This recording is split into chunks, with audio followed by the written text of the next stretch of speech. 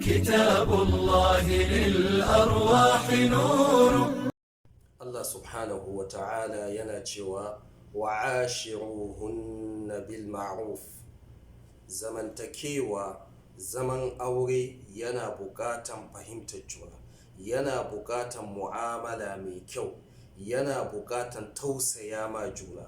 Don haka Allah ya kira maza da cewa ku kyautata ma matanku waɗanda kuke zanne da su, ku musu kyakkyawar mu'amala.